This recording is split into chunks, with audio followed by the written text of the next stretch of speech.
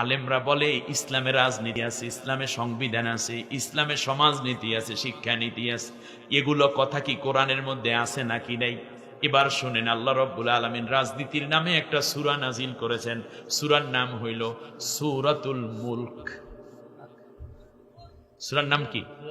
ঠান্ডা মাথায় কথা নেন। সূরার নাম কি?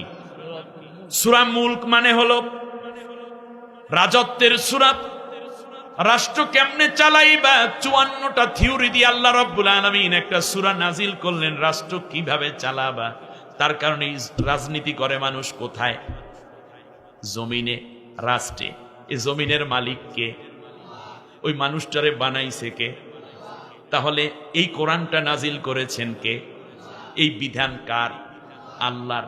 অতএব আল্লাহর বান্দা আল্লাহর বিধান আল্লাহর জমিনে কায়েম করবে। এই জন্য বললেন ইন্নী জাইলুম ফিল আরদে খলিফা, এই পৃথিবীতে আমি আল্লাহ রাব্বুল আলামিন এই জমিনে আমার বিধান দিয়া তোমাকে রিপ্রেজেন্টেটিভ তথা প্রতিনিধি করে দুনিয়ায় পাঠাইয়া দিলাম। অন্য কারো বিধিবিধান মানবা না, আমারটাই জমিনে প্রতিষ্ঠা করবা। এবারে আসুন, বলতে পারেন হুজুর এইটা না হয় বুঝলাম, কিন্তু রাষ্ট্রের ব্যাপারে আল্লাহর কোনো কথা আছে নাকি? রাজনীতির পরে আসবে কি? রাষ্ট্র রাজনীতি করবে কোথায়? রাষ্ট্রে। রাষ্ট্রের নামে আল্লাহ রাব্বুল আলামিন চমৎকার করে একটা সূরা নাজিল করে দিলেন। শোনো দুনিয়ার মানুষেরা, এই পৃথিবীতে আমি আল্লাহ রাব্বুল আলামিন একটা সূরা নাজিল করে দিলাম। সেই রাজনীতি রাজধানীর নামে একটা সূরা নাজিল হলো। সূরার নাম সূরাতুল বালাদ।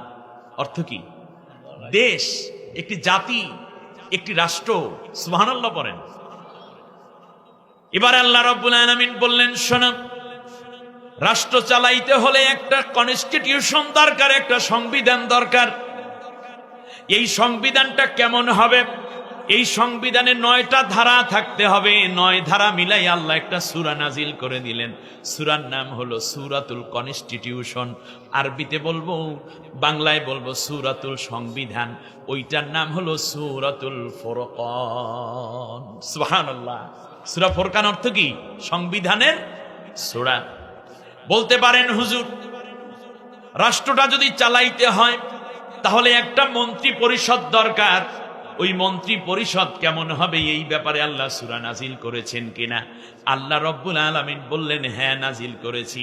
মন্ত্রী পরিষদে যে কেউ ঢুকবেন ওই বুকটা ফাইটে যায়। কিংবা টাকলার গোষ্ঠী নিয়ে কোনোদিন মন্ত্রী পরিষদ গঠন হইতে পারে না। যেই মানুষের মধ্যে নৈতিক 5টা কোয়ালিটি থাকবে, আর মৌলিকভাবে সেক্রেটারিয়েটের মধ্যে তোমরা নিঃসন্দেহে 9টা কাজ সব সময় জারি রাখবা। এইটা মিলাই আল্লাহ রাব্বুল আলামিন একটা সূরা নাজিল করে দিলেন। সূরার নাম সূরাতুশ শূরা। সুবহানাল্লাহ পড়েন। খেয়াল করেছেন? মন্ত্রী পরিষদের সূরা।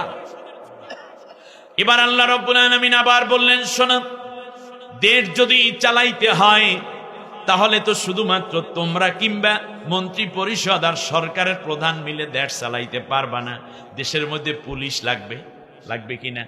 র‍্যাব লাগবে, গোয়েন্দা লাগবে, ডিসি লাগবে, এসপি লাগবে, বিজিবি লাগবে, এমনি করে করে ডিবি ডিএসবি লাগবে। সব মিলাইয়া আমি আল্লাহ রাব্বুল আলামিন একটা সূরা নাজিল করে দিলাম। ওই সূরাটার নাম হইল সূরাতুল আহজাব। সুবহানাল্লাহ। 4 বাহিনী কমপক্ষে থাকতেই হবে তোমার রাষ্ট্রে নিরাপত্তা বিধানের জন্য। সুবহানাল্লাহ বলেন। সূরার নাম কি? সূরাতুল আহজাব। এবার খেয়াল করেন, রাষ্ট্র এককভাবে চলে না, বিরোধী দল লাগে। বিরোধী দল যদি না থাকে সেই রাষ্ট্রের মধ্যে শান্তি তো দূরের কথা, একনায়কতন্ত্র, একঘেয়েমি এসে যায়। ফলে নিজে যা করে সেইটাই ভালো মনে করে, অন্যের কান যেন দিতে পারি না, সে অন্যকে হজমি করতে পারেন। এই জন্য আল্লাহ তাআলা চান জাতির মধ্যে, দেশের মধ্যে একটা বিরোধী দল থাকতে হবে, শক্তিশালী, যারা সমালোচনা করবে। ফলে দেখা যাবে গঠনমূলক সমালোচনার মাধ্যমে জাতির জন্য তোমরা ভালো ভালো কর্মসূচি দিয়ে দেশটা উন্নত করতে পারবা। এই বিরোধী দল তৈরির জন্য বিরোধী দল থাকতে আল্লাহ রাব্বুল আলামিন বলে দিলেন, বিরোধী দল 4টা আদর্শ পালন করবে, আর সরকারি দলও 4টা কর্ম জমিনের বুকে বাস্তবায়ন করবে। মনে রেখে এই বিরোধী দল এবং সরকারি দল, বিরোধী দলের নামে আমি আল্লাহ একটা সূরা নাজিল করে দিলাম। বিরোধী দল মানে এই না মানুষকে শুধুমাত্র মারবার, সরকারের কাজে বাধা দেবা, এইটা বরং কাজ না। তোমরা মাঝে মধ্যে গঠনমূলক সমালোচনা করবা, রাজনীতি করো ন্যাকের জন্য, অন্যের উপকারের জন্য, জাতির জন্য। সুতরাং ক্ষতি হয় মানুষের, দেশ এবং জাতির, এমন কোনো কাজ তোমরা করবা না। এইটা নিদর্শন দিয়ে আল্লাহ রাব্বুল আলামিন বিরোধী দলের নামে একটা সূরা নাজিল করলেন। সূরার নাম হইল সূরাতুল মুজাদালা। সূরার নাম কি? কথা বলে না। সূরার নাম মুজাদালা। এবার বিরোধী দল মাঝে মাঝে সমাবেশ করবে। কথাটা বোঝেন কিনা? মাঝে মাঝে কি করবে?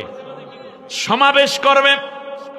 এই সমাবেশে সরকারি দল যাইয়া পিটাইয়া নাক ভাঙ্গিয়া ফেলাইবে, মাথা ভাড়াইয়া ফেলাইবে, এইটাও পারবে না। যেমন আবার সমাবেশের নামে কোনো বিশৃঙ্খলাও সৃষ্টি করতে পারবে না। 3টা নির্দেশনা দিয়ে আল্লাহ রাব্বুল আলামিন বললেন, ও দুনিয়ার মানুষেরা শোনো, যখন তোমরা সমাবেশ করবা তখন কি কি কাজ করবা। এইটা দিয়া সমাবেশের নামে আল্লাহ রাব্বুল আলামিন একটা সূরা নাজিল করে দিলেন, সূরাতুল সমাবেশ। আর বাংলা আরবিতে বলে সূরাতুল জুমআহ। সূরার নাম কি? সূরা জুমআহ। সমাবেশ করব। সমাবেশের পর হইল মহা সমাবেশ। এই যে ঢাকায় 28 অক্টোবর বিরোধী দলরা কি ডাকছিল? মহা সমাবেশ ডাকবে মাঝে মাঝে। এই মহা সমাবেশের মধ্যে শৃঙ্খলাবদ্ধ থাকবে, দেশ জাতির প্রয়োজনীয় কথা বলবে, সরকারকে তোমরা সংশোধন করবে, জাতিকে জানাইয়া দেবা কি কি সমস্যা তোমাদের চোখে ধরা পড়েছে। কারণ সব মানুষ তো আর রাজনীতি করে না। রিক্সাওয়ালা, ভ্যানওয়ালা, খেটে খাওয়া মজুর কিংবা বিভিন্ন ডিপার্টমেন্ট আছে যারা লোকজন, দেশের মানুষ, তোমরা তাদেরকে বলবা এইভাবে কাজ করলে ভালো হবে। সরকার বুদ্ধিমত্তার সাথে সেই কাজগুলো নেয়ার চেষ্টা করবে, কারণ সরকার দল বিরোধী দল দুইও দল মিললেই দেশ। এই জন্য আল্লাহ রাব্বুল আলামিন বললেন মহা সমাবেশ করবে। 3টা বিষয়ে খেয়াল রাখবা মহা সমাবেশ করতে যাইয়া। আল্লাহ রাব্বুল আলামিন ওই 3টা কথা যা বলেছেন, যদি এইটা বিরোধী দলেরা মেনে মহা সমাবেশ করে, তাহলে সরকারের উচিত, আইন শৃঙ্খলা বাহিনীর উচিত তাকে 3টা সহযোগিতা দেওয়া। কয়টা? সুবহানাল্লাহ পড়েন না। এই মহা সমাবেশকে কেন্দ্র করে আল্লাহ রাব্বুল আলামিন একটা সূরা নাজিল করলেন। সূরার নাম হইল সূরাতুল হাসর। সূরার নাম কি? এখানে সরকারি দলের ব্যাপারে 3টা কথা আল্লাহ বলেছেন, আবার বিরোধী দলের ব্যাপারেও আল্লাহ 3টা কথা বলেছেন। এখন বলতে পারেন হুজুর, এই মহা সমাবেশ এইটা যে আমরা করব বিভিন্ন দল এবং উপদল নিয়ে, বিভিন্ন দল নিয়ে, জোট নিয়ে, এই জোটের মধ্যে যদি কোনো দলের মহিলা হইয়া যায় নেত্রী, প্রধান হইল কি? কথা কয় না। মহিলা হইল ওই দলের নেত্রী, অথবা মহিলা, আমাদের কাছে এই ব্যাপারে কিছু মহিলা অঙ্গন থেকে ওপিনিয়ন দেয়া যায়। এই মহিলাদেরকেও একত্রিত করে আমরা সমাবেশ কিংবা কোনো প্রোগ্রাম, অর্থাৎ তাদের কোনো পরামর্শ কিংবা অংশগ্রহণের অনুমতি দিতে পারবো কি পারবো না। আল্লাহ রাব্বুল আলামিন বলেন যেই মহিলার মধ্যে 5টা কোয়ালিটি আছে, এই 5টা কোয়ালিটি যদি কোনো মহিলার মধ্যে থাকে, তাহলে তোমরা যৌথ আন্দোলনে ওই মহিলারেও শামিল কইরা নিও।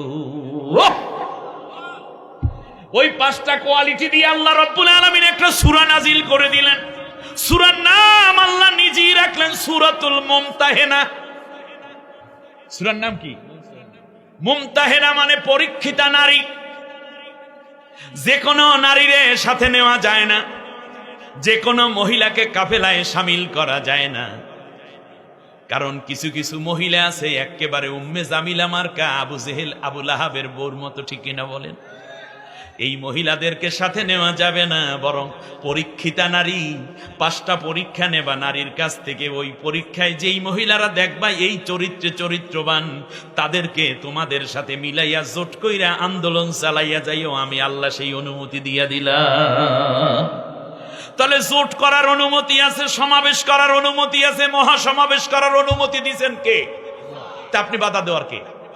পিঁপড়া হইতে শুরু কইরা আসমানের নামে, জমিনের নামে, সবকিছুর নামেই তো আল্লাহ সূরা নাজিল করেছেন। হাসর, ফুলসিরাত, সব কথাই তো কোরআনে আছে, কমপ্লিট কোড অফ লাইফ।